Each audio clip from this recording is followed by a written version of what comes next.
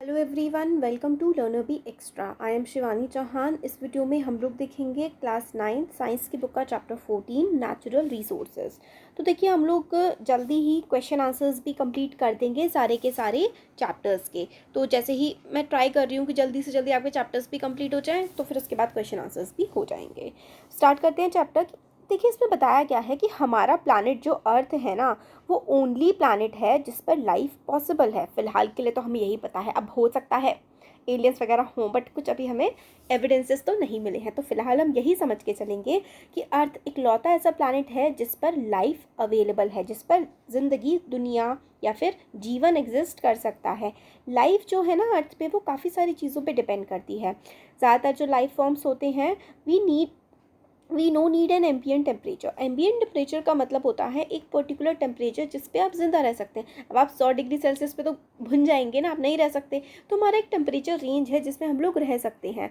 अब समझ लीजिए, माइनस में कुछ हद तक हमारा शरीर झेल सकता है और कुछ 50 डिग्री सेल्सियस तक हम झेल सकते हैं, और बहुत लोग उसमें उनकी डेथ भी हो जाती है। तो एक एम्बियंट टेम्परेचर, एक लाइफ सस्टेनिंग टेम्परेचर हम लोगों को चाहिए होता है। हम लोगों को पानी भी चाहिए होता है, खाना भी चाहिए होता है। रिसोर्सेज अवेलेबल हैं काफ़ी सारे अर्थ पर, जैसे कि एनर्जी हम लोगों को मिलती है सन से, जो काफ़ी ज़्यादा ज़रूरी है हमारी बेसिक रिक्वायरमेंट को पूरी करने के लिए, जितनी भी हमें अर्थ पर रहने के लिए ज़रूरी है। तो देखिए, अगर सन नहीं होता ना, तो अर्थ पे ज़िंदगी भी नहीं होती, क्योंकि जो प्लांट्स हैं ना हमारे, वो किसकी वजह से खाना बना पा रहे हैं? सन की वजह से। अगर सन नहीं होगा तो प्लांट खाना नहीं बना पाएंगे, ऑक्सीजन नहीं प्रोड्यूस कर पाएंगे, और लाइफ इस दुनिया में एग्जिस्ट ही नहीं करेगी। तो sun is the ultimate source of life on this earth. Sun नहीं होगा तो कुछ नहीं होगा। आगे आता है, देखिए, what are these resources on the earth. तो ये कौन कौन से रिसोर्सेज हैं भाई, जिससे इंसान डिपेंड करता है जिन चीज़ों पर? तो वही हमें कौन कौन से रिसोर्स हैं? लैंड, ज़मीन, पानी, हवा। लैंड, वाटर, एयर, ये बहुत ही ज़्यादा इंपॉर्टेंट रिसोर्स है। इनके बिना तो आप इस दुनिया में एग्जिस्ट कर ही नहीं सकते हैं, कोई भी ऑर्गेनिज्म नहीं कर सकता। फिर देखिए, जो आउटर क्रस्ट है हमारी अर्थ की, उसको हम लोग लिथोस्फीयर कहते हैं। तो हमारी अर्थ जो है उसमें 3 भागों में डिवाइड है। सबसे ऊपर क्रस्ट आती है, फिर मेंटल आता है, और लास्ट में कोर। तो जो ऊपर वाला पार्ट आता है ना, क्रस्ट और मेंटल का पार्ट, उसको हम लोग लिथोस्फीयर कहते हैं।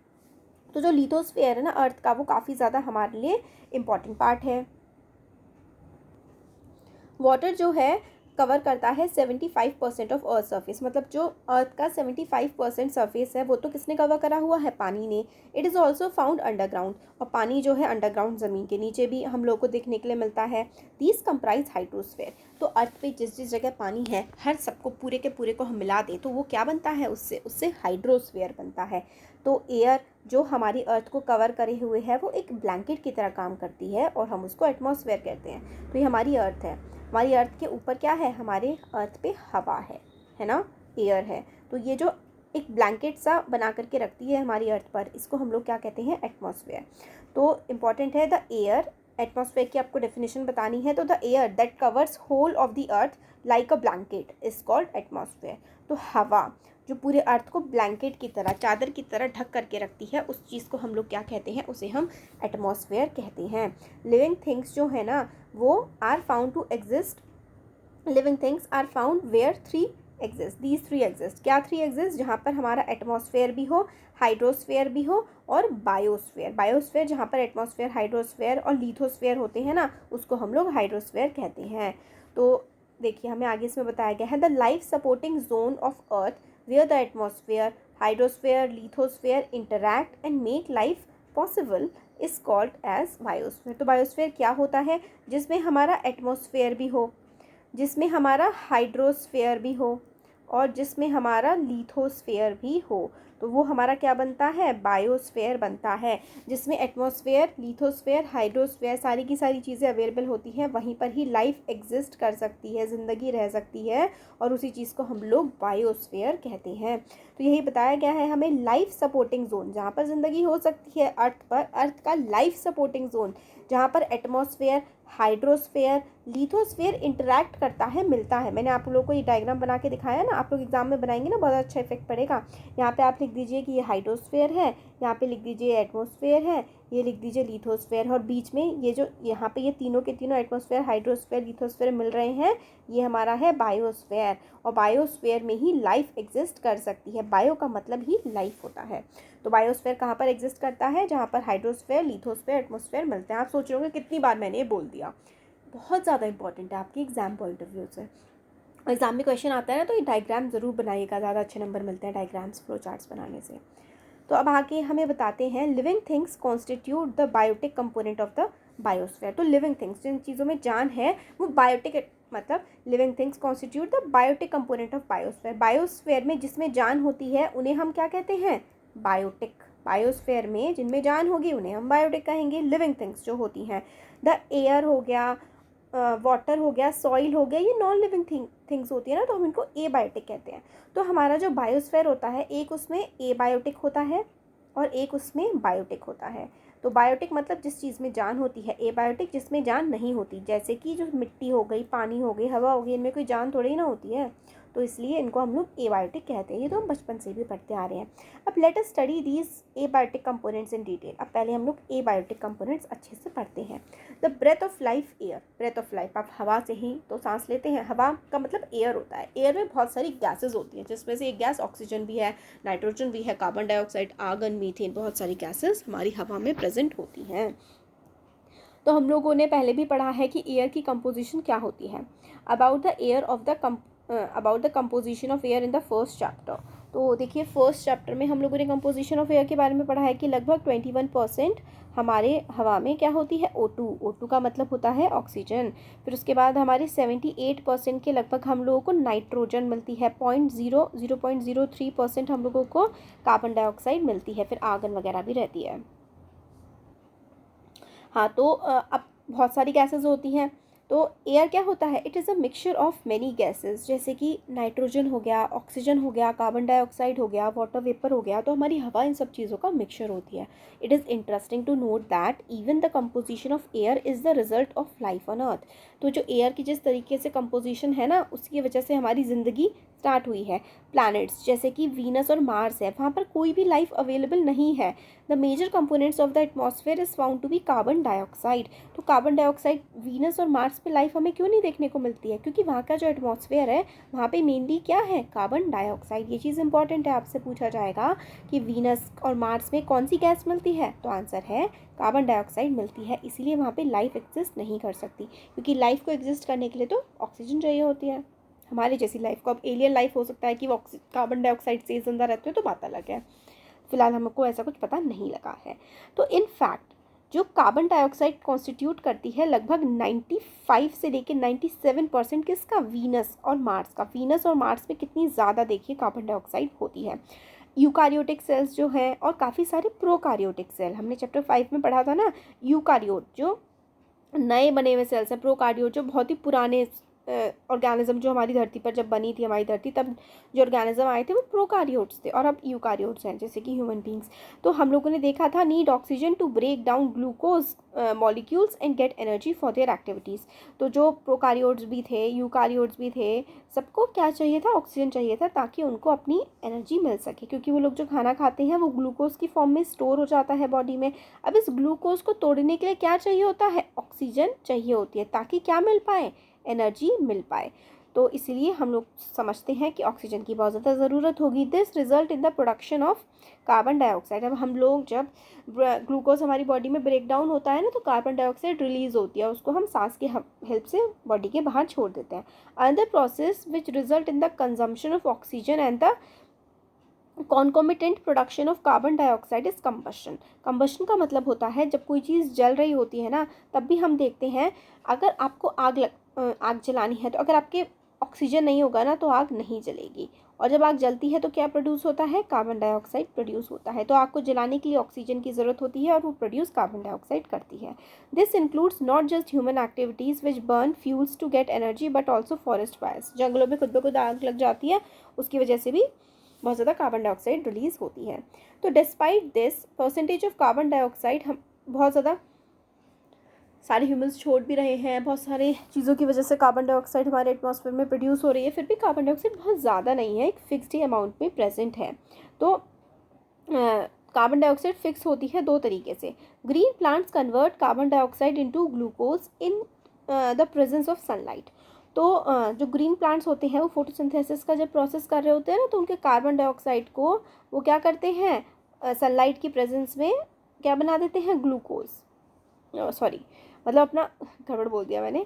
जो ग्रीन प्लांट्स होते हैं वो कार्बन डाइऑक्साइड को क्या बना देते हैं, ग्लूकोज बना देते हैं in the presence of sunlight.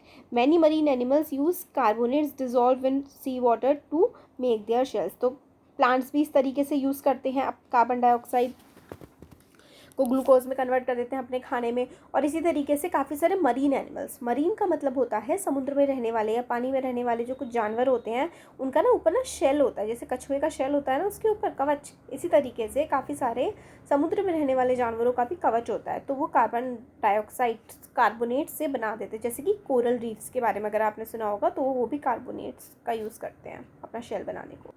अब आता है the role of the atmosphere in climate control. Atmosphere का रोल क्या होता है क्लाइमेट को कंट्रोल करने में। तो हम लोगों ने पढ़ा कि एटमॉस्फेयर जो है वो अर्थ के बाहर एक ब्लैंकेट का काम करता है। हम जानते हैं कि हवा जो कि एक बैड कंडक्टर ऑफ हीट है, इम्पॉर्टेंट याद रखिए। आपका एक नंबर का क्वेश्चन आ सकता है कि is a bad air conductor of heat, question mark, yes no या कैसे भी करके। तो आप लोग को याद रखना है कि हवा जो है वो काफ़ी ज़्यादा बैड कंडक्टर है हीट का। Atmosphere keeps the average temperature of the earth fairly steady during the day and even during the whole course of the year. तो जो हवा काफ़ी बैड कंडक्टर होती है हीट की, तो वो हमारे अर्थ को काफ़ी ज़्यादा हेल्प करती है मेंटेन करने में, चाहे गर्मी हो, चाहे सर्दी हो, चाहे दिन हो, चाहे रात हो। ओवरऑल अर्थ का, आप अपने अपने एरिया की, अपने शहर की, अपने देश की नहीं, पूरी दुनिया की अगर हम बात करें, पूरे अर्थ की, तो वो एक एवरेज टेम्परेचर को मेंटेन रखती है हमारी जो अर्थ होती है। Atmosphere prevent the sudden increase in the temperature. Atmosphere रोकता है एकदम से टेम्परेचर को बढ़ने में या फिर एकदम से टेम्परेचर को गिरने में। तो and during the night it slows down the escape of heat into the outer space. तो दिन के टाइम में बहुत ज़्यादा हीट हमारा एटमॉस्फेयर आने नहीं देता, तभी तो ब्लैंकेट की तरह काम कर रहा है ना, सन से बहुत ज़्यादा हीट आने भी नहीं दे रहा है। और जब ठंडी हो रही है अर्थ रात के टाइम, तो बहुत ज़्यादा बहुत ज़्यादा ठंड भी बाहर नहीं जाने दे रहा है। तो इस तरीके से ये दोनों तरह से बचा करके रखता है। तो दिन में हीट नहीं आने देता और रात को हीट जाने नहीं देता। तो एटमॉस्फेयर हमारे एक ब्लैंकेट की तरह काम करता है। तो think of the moon which is about the same distance from the sun that the earth is. तो मून जो है वो अर्थ से इतना ही दूर है जितना अर्थ सन से दूर है। तो despite that on the surface of the moon with no atmosphere the temperature ranges -130 degree Celsius to 110। तो मतलब वहाँ पे रात के समय 190 डिग्री सेल्सियस हो जाता है मून पे, और दिन के समय 110 डिग्री सेल्सियस हो जाता है। क्यों? क्योंकि मून पे कोई भी एटमॉस्फेयर प्रेजेंट नहीं है, इसलिए वहाँ पे टेम्परेचर इतना ज़्यादा वेरी करता है। तो एक्टिविटी आप लोगों को बताई गई है। एक्टिविटी 14.1 में आपसे कहा गया है कि आप मेजर करें टेम्परेचर ऑफ द फॉलोइंग। इन सब का टेम्परेचर मेजर करिए। A beaker full of water, एक बीकर आप लीजिए, उसमें पानी भरा हुआ, उसका टेम्परेचर मेजर करिए। और एक बीकर जिसमें मिट्टी भरी हुई है उसको मेजर करिए। और जिसमें thermometer, a closed bottle containing thermometer, एक बॉटल जिसमें थर्मोमीटर रखा हुआ है उसका temperature. Keep them in bright sunshine, sunshine में रख दीजिए उसको फॉर 3 घंटे के लिए। Now measure the temperature of all three, also take the temperature reading. देखिए आपको टेम्परेचर से इनका क्या करना है, आपको इन तीनों चीज़ों को लेना है, धूप में रख देना है 3 घंटे के लिए, फिर इन सब का टेम्परेचर मेजर करना है। फिर आप उसके हिसाब से ये सारे के सारे आंसर दे सकते हैं। तो ऐसी कुछ एक्टिविटीज़ में थी नहीं। तो हम लोगों ने जो एक्टिविटी में देखा, हमने इससे समझा कि sand and water do not heat up at the same rate. What do you think will be the rates of cooling? Can we think of experiment to test the prediction. तो इसमें देखिए हमें बताया गया है कि जो मिट्टी है ना, सैंड हो गया और वाटर हो गया, वो सेम रेट से ना ठंडे होते हैं ना गर्म होते हैं। अब आप लोगों ने सुना होगा कि राजस्थान में सुबह बहुत ज़्यादा गर्मी हो जाती है और रात को बहुत ज़्यादा ठंड हो जाती है। तो क्या उसका रीज़न है? जो सैंड होती है ना, जो मिट्टी होती है, वो बहुत ही जल्दी गर्म भी हो जाती है और बहुत ही जल्दी ठंडी भी हो जाती है। तो इसीलिए सैंड का टेम्परेचर जो है ना, वो बहुत ही जल्दी तेज़ी से घटता बढ़ता रहता है। इसलिए तो रेगिस्तान रात को बहुत ठंडे हो जाते हैं और दिन में बहुत गर्म हो जाते हैं, क्योंकि मिट्टी बहुत जल्दी ठंडी और बहुत जल्दी गर्म हो जाती है। पानी इतनी जल्दी ठंडा गर्म नहीं होता है कंपैरेटिवली मिट्टी के। अब जो मूवमेंट ऑफ एयर है, एयर के बहने को हम क्या कहते हैं? हवा के बहने को हम हवा ही कहते हैं। तो ये देखिए टर्मिनोलॉजीज़ हैं कुछ। जो बहती हुई एयर होती है ना, उसको हम लोग विंड कहते हैं। तो हिंदी में तो हवा ही कहते हैं हम सबको। तो इसमें बताया गया है we have all felt the relief bought by cool evening breezes after hot day. तो शाम के समय जो ठंडी हवा चलती है उससे हमें बड़ा अच्छा लगता है। और कई बार अगर हम लोग लकी हों तो बारिश भी आ जाती है। जब गर्मी में बारिश आती है तो बड़ा मज़ा आता है ना। तो what causes the movement of air and what decide whether this movement will be in the form of gentle breeze, a strong wind or a terrible storm? तो ये हवा किस तरीके से बहती है, कैसे चलती है ये हवा, और कौन डिसाइड करता है कि हल्की बहेगी या तेज़ बहेगी या फिर तूफान ही ले आएगी? तो what bring us the rain, और ये जो वेलकम रेन होती है, ये जो खुश कर देने वाली हवाएं होती हैं और बारिश लेकर के आती हैं, ये कहाँ से आती हैं? तो ये सारी चीज़ें हम देखने वाले हैं। All these phenomena are the result of changes that take place in the atmosphere due to the heating of air and the formation of water vapour. तो ये जो हवा चलती है, ये जो बारिश आती है, ये जो तूफ़ान आता है, ये सारी की सारी चीज़ें किस वजह से होती है? हमारा जो टेम्परेचर होता है, जब बहुत ज़्यादा गर्मी होती है उसकी वजह से पानी भाप बन के उड़ता है। जब बहुत ज़्यादा गर्मी होती है पानी बहुत ज़्यादा भाप बन के उड़ने लगता है, ऊपर जाके बादल बन जाता है, भारी हो जाता है, बारिश की फॉर्म में नीचे गिर जाता है। तो वाटर साइकिल पूरी की पूरी फॉलो होती है। तो ये सारा का सारा हमारा इवेपोरेशन के प्रोसेस की वजह से चीज़ें चल रही होती हैं। Water vapour is formed, water vapour किस तरीके से फॉर्म होती है? Water vapour is form due to the heating of water bodies and the activities of living organism. Water bodies जैसे कि लेक, ओशंस, रिवर्स गर्म होती हैं एटमॉस्फेयर की वजह से और इंसानों की एक्टिविटीज़ की वजह से भी हो जाती हैं। Atmosphere can be heated from below by the radiation that is reflected back और radiated by the land of water bodies. अब एटमॉस्फेयर जो है वो भी हीट हो जाता है क्योंकि जो रेडिएशन आके पड़ती है फिर उसको रिफ्लेक्ट बैक कर देती है वाटर बॉडीज़। तो एटमॉस्फेयर में भी क्या आ जाती है? गर्मी आ जाती है। ऑन बीइंग हीटेड, गर्म होने के बाद convection currents are set up in the, convection current का मतलब है हवा जो है बहुत ज़्यादा ठंडी जगह से गर्म जगह की तरफ बहने लगती है, उसको एक कन्वेक्शन करंट कहते हैं। In order to gain some understanding of the nature of phenomena, हम लोग एक एक्टिविटी जैसे करते हैं। तो देखिए इस एक्टिविटी में क्या कहा गया है कि place a candle in a beaker और wide mouthed bottle and lighted. तो आप क्या करिए, एक कैंडल लीजिए, उसको एक बीकर में रख दीजिए और फिर उसके बाद बीकर में रख दिया और उसको आपको जला देना है। Lighted, light and incense stick, मतलब आपको धूप बत्ती भी जलानी है। And take it to the mouth of the above bottle. तो आपको पहले क्या करना है, आपने एक कैंडल जला दी और उसको एक बीकर में रख दिया और फिर काफ़ी चौड़े से मुंह वाले बीकर में रखना है। फिर आपको एक धूप बत्ती लेके आनी है और उसके ऊपर रख देना है।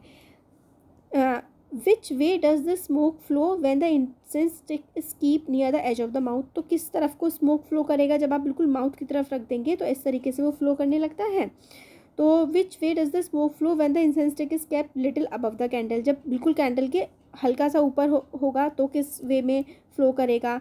और why does the smoke flow, which way does the smoke flow when the incense stick is kept in other regions. तो अलग अलग इलाकों में आप लोगों को इस तरीके से बीकर लेना है, उसमें मोमबत्ती रखनी है। तो इसको पहले इसके जस्ट ऊपर रखिए, फिर इसके यहाँ ले आइए, फिर अलग अलग एरियाज़ में जब आप रखेंगे तो किस किस तरफ उसका जो धूपबत्ती का धुआं जाएगा वो आप लोगों को बताना है। तो air current being caused by the uneven heating of the air. तो एयर करंट कैसे बहते हैं? जो हवा चलती है ना वो इस वजह से चलती है क्योंकि हमारी धरती पर कहीं पर तो ठंड है और कहीं पर गर्मी है। तो हॉट जो हवा बहती है ना वो कोल्ड टू हॉट, कोल्ड इलाके से हॉट इलाके की तरफ हवा हमेशा बहती है। तो pattern revealed by the smoke show us the direction in which the hot and the cold air move. तो जहाँ पर ज़्यादा ठंडा होगा ना, जैसे कि यहाँ पर आ गया तो यहाँ पर बहुत ज़्यादा गर्म हो गया है, अब गर्म से और थोड़ा सा ठंडे की तरफ चलेगा और ठंडे से गर्म की तरफ। इसी तरीके से मेनली क्या होता है ना, जहाँ पर बहुत ज़्यादा ठंडा होता है कोल्ड, कोल्ड से हमेशा हॉट की तरफ जो है हवा बहती है। जो जहाँ पे बहुत ज़्यादा गर्मी हो जाएगी ना तो ये गर्म होने के बाद हवा क्या होने लगती है, ऊपर उठने लगती है और फिर ठंडी हवा बह करके उसके पास आने लगती है। तो हमेशा यही होता है कि जब गर्म होगी हवा तो वो ऊपर उठेगी और ठंडी हवा उसकी जगह पर आकर के फिल हो जाती है। तो ऐसे हम लोग देख सकते हैं कि कैसे हमारी हवा बहती है। तो in similar manner when air is heated bye radiation from the heated land और वाटर इट राइजेस। तो रेडिएशन के थ्रू का मतलब होता है बिना किसी मीडियम के अगर हवा कोई जगह गर्म या ठंडी हो रही है तो उसको हम रेडिएशन से कहते हैं। But since land gets heated faster than water, अब हम लोगों ने बचपन से पढ़ते आ रहे हैं, नहीं पढ़ा है तो कोई भी बात नहीं, अब पढ़ लेते हैं। जो लैंड होता है ना वो जल्दी ठंडा हो जाता है एज़ कम्पेयर टू वाटर। तो लैंड जो है वो वाटर के कंपैरिजन में जल्दी ठंडा या फिर जल्दी गर्म हो जाता है। The air over the land would also be heated faster then the air over the water bodies. तो देखिए यहाँ पर क्या है, यहाँ पर हमारा लैंड है और यहाँ पर हमारी वाटर बॉडी है, ठीक है। तो हवा, सुबह का मौसम है, दोपहर का मौसम है, दोपहर के समय ना ज़मीन जो है वो ज़्यादा गर्म हो जाती है as compare to water. Water इतनी जल्दी गर्म नहीं होता है जितनी जल्दी ज़मीन गर्म हो जाती है। तो हवा जो है गर्म हो जाएगी, गर्म होने के बाद ये ऊपर उठेगी, तो ठंडी हवा जो कि वाटर बॉडी में है वो यहाँ पर आ जाएगी। रात के समय क्या होगा, लैंड एकदम से ठंडा हो जाएगा और वाटर बॉडी इतनी जल्दी ठंडी नहीं होगी, क्योंकि लैंड बहुत जल्दी ठंडा और बहुत जल्दी गर्म हो जाता है और वाटर बहुत जल्दी ठंडे गर्म नहीं होते हैं, लैंड बहुत जल्दी हो जाता है। तो हवा उसी तरफ को बहने लगती है जहाँ पर ज़्यादा गर्मी है। So the air over the land would also be heated faster than the air over the water bodies. So if we look at the situation in coastal region during the day, coastal region समुद्री इलाकों में अगर हम लोग देखें, the air above the land, land के ऊपर जो एयर होती है ना वो हीट हो जाती है और वो ऊपर की तरफ उठने लगती है। मैंने अभी बताया था ना आपको, हवा जब गर्म हो जाती है तो ऊपर की तरफ मूव करने लगती है। एज हवा ऊपर राइज करती है, a region of low pressure is created and air over the sea moves into the area of low pressure. तो जहाँ पर क्या होता है, हवा ऊपर उठ गई तो प्रेशर तो रहा ही नहीं ना यहाँ पर, तो लो प्रेशर रीजन बन जाता है जहाँ पर बहुत ज़्यादा टेम्परेचर होता है। High temperature equals to low pressure, temperature high होगा तो प्रेशर लो हो जाएगा, क्योंकि टेम्परेचर हाई होने की वजह से हवा ऊपर की तरफ उठने लगेगी, ये जगह खाली हो जाएगी तो लो प्रेशर ही तो बनेगा और फिर ठंडी जगह से हवा यहाँ पर आकर के बैठ जाती है। तो as this air rise, a region of low pressure is created and air over the sea moves into this area of low pressure। तो लो प्रेशर वाले एरिया में आ जाएगी। कौन सा लो प्रेशर वाला एरिया, लैंड। क्यों, क्योंकि यहाँ पे गर्मी हो गई थी, उसकी वजह से हवा ऊपर उठ गई थी तो लो प्रेशर का एरिया बन गया था और जो वाटर था वहाँ से हवा इस तरफ को आने लगेगी। The movement of air from one region to the other creates wind. तो ये इंपॉर्टेंट है कि विंड कैसे क्रिएट होती है। द मूवमेंट ऑफ एयर, तो movement of air from one region to the other create wind. तो एयर की जो मूवमेंट होती है ना वो एक जगह से दूसरी जगह जब जाती है तो उसी चीज़ को हम लोग विंड कहते हैं। During the day the direction of wind would be from sea to the land. दिन में सी से, क्योंकि सी में पानी जल्दी गर्म ठंडा नहीं होता, लैंड में जल्दी हो जाता है तो ऊपर उठ जाएगी हवा गर्म होके। तो सी, अगर हम डे की बात करें तो हवा कैसे चलती है, सी से लैंड की तरफ चलती है। और रात में कैसी होगी, रात में ये जल्दी ठंडा हो जाएगा और ये नहीं होगा। तो रात के टाइम, नाइट में लैंड टू सी जाएगी। कब, रात में। तो रात में क्या जाएगी, at night both land and sea start to cool since water cools down slower than the land, the air above water would be warmer than air above land. तो पानी वाली जो हवा होगी वो गर्म रहेगी एज कम्पेयर टू लैंड रात के टाइम। तो रात के समय लैंड से हमारे पानी की तरफ हवा बहती है। तो इस डिस्कशन के बेसिस पे हम लोगों ने देखा the appearance of areas of low and high pressure in coastal area at night. तो low and high pressure area, low pressure area कब होगा, लैंड पे होगा। किस टाइम पर, दिन में। और हाई प्रेशर कब होगा, लैंड पे। हाई प्रेशर लैंड पे होता है नाइट में। तो नाइट के टाइम हाई प्रेशर होगा लैंड पे और डे के टाइम क्या होगा, लो प्रेशर होगा लैंड पे। और एग्जैक्टली समझ में आ रहा है ना आप लोगों को, होपफुली आ ही रहा होगा क्योंकि मैंने कई बार समझा दिया है। यहाँ पर लैंड है और यहाँ पर आपका समुद्र का क्या है, किनारा, यहाँ पर ओशन है या फिर आप वाटर कह सकते हैं। तो दिन के समय लैंड पे क्या होगा, लो प्रेशर होगा। क्यों, क्योंकि गर्मी है, हवा ऊपर उठ रही है। और रात के समय क्या होगा, नाइट के समय लैंड पर क्या होगा, हाई प्रेशर होगा। आप इतना ही याद रख लीजिए, इतना ही काफ़ी है। और ओशन में उल्टा होगा, दिन में हाई प्रेशर होगा और रात में लो प्रेशर होगा। तो उल्टा चलता है। क्यों, क्योंकि लैंड जो है ना वो जल्दी ठंडा गर्म हो जाता है और ओशन इतना जल्दी ठंडा गर्म नहीं होता। तो डायरेक्शन ऑफ विंड कैसी होगी, दिन के समय ओशन से लैंड की तरफ हवा चल के आती है। Similarly all the movements of air resulting in diverse atmospheric phenomena are caused by the uneven heating of atmosphere in different region of the earth. This is important. क्यों, क्योंकि जो भी एटमॉस्फेयर में फिनोमिना होते हैं ना, हवा जो बहती है वो अनइवन हीटिंग ऑफ द अर्थ, क्योंकि हीट एक जैसी हीट तो नहीं होती है, कहीं पर दिन होता है, कहीं पर रात होती है, कहीं पर सर्दी होती है, तो कहीं पर गर्मी होती है। अलग अलग मौसम चलता है ना हमारी अर्थ पर, अलग अलग जगह, इसकी वजह से ही तो हवा बहती है। But various other factors also influence the winds, और भी काफ़ी सारे फैक्टर्स होते हैं जो विंड को इन्फ्लुएंस करते हैं, जैसे कि rotation of the earth and the presence of mountain range in the paths of wind are a couple of these factor. तो अर्थ कैसे घूमती है, जैसे हवा ऐसे बह रही है, अब अर्थ घूम गई तो हवा भी टेढ़ी मेढ़ी हो जाती है। इसको हम लोग ना कोरियोलिस फोर्स कहते हैं, आपके सिलेबस के बाहर है, बट मूवमेंट ऑफ अर्थ की वजह से जो हवा का डिफ्लेक्शन होता है ना, उसको हम लोग कोरियोलिस फोर्स कहते हैं। 11वीं क्लास की ज्योग्राफी में बताया गया है। तो rotation of the earth and the presence of mountain range, जैसे माउंटेन रेंज आ गई तो भी हवा इसे टकरा करके नीचे की तरफ मूव कर जाएगी या फिर ऊपर की तरफ मूव करके चलेगी। तो माउंटेन रेंजेस के प्रेजेंस की वजह से, अर्थ के रोटेशन की वजह से हवा के मूवमेंट में थोड़ी उथल पुथल आती है। We will not go into these factors in detail, क्योंकि ये आगे की बातें हैं। How do the presence of Himalayas change the flow of a wind blowing from Allahabad toward the north. तो इलाहाबाद से नॉर्थ की तरफ जाती है, टकरा करके नीचे बैठ जाती है हवा, इस तरीके से होता है। तो फिर रेन के बारे में बताया गया है। लेटस तो कुछ एक्टिविटी एक काम करते हैं, अपना नेक्स्ट वीडियो में देखेंगे यहाँ से। फिर काफ़ी बड़ा चैप्टर है, क्योंकि देखिए काफ़ी बड़ा चैप्टर है, कुछ सेवरल वीडियोस में कंप्लीट होगा, बट इंटरेस्टिंग भी है, काफ़ी कुछ जानने को आपको इसमें मिलेगा। तो अगर अच्छा लगता है वीडियो तो ज़रूर सब्सक्राइब करिए चैनल को, वीडियो को लाइक करिए, अपने फ्रेंड्स के साथ शेयर करिए। Thank you. क्वेश्चन आंसर्स भी जल्दी बन जाएंगे। Thank you so much.